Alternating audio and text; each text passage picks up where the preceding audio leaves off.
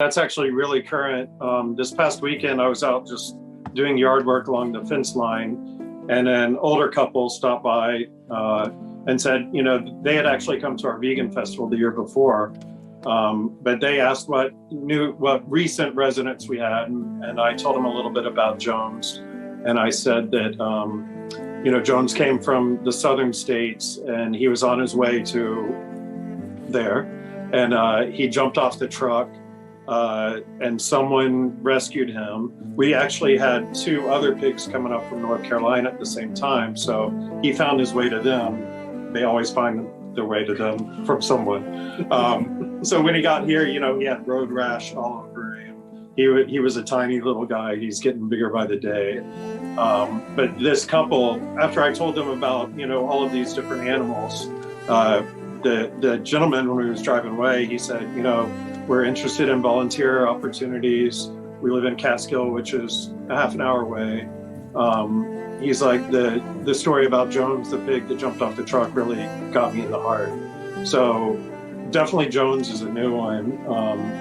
A lot of the different stories, like we have a large farm pig named Peaches that we got 3 years ago. But Peaches was a piglet at the time, and she's from New Hampshire. And it was a little kid won her at a pig chase contest. But he didn't realize, once you catch the pig, what eventually happens to it. So he was raising the pig, and then once it became obvious what was supposed to happen, he kind of made the connection and just had a meltdown. And that actually kicked off a network of people trying to find a home for Peaches.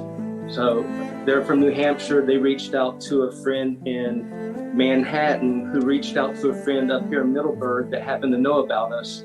And everybody was working together, and we were able to save her. So now this little kid, every now and again, we send pictures to him. He wants to know how the pig's doing. So that helped him make the connection, and she's really touched a lot of people. Basically, the last year especially has been hard because we haven't been able to do tours.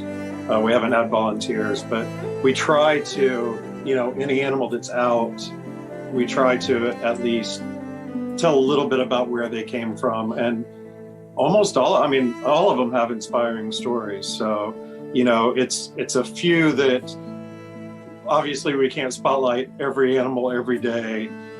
So, Jones, Joseph, Otis, some get more airplay than others because of their situations. But yeah, definitely we have certainly ambassadors.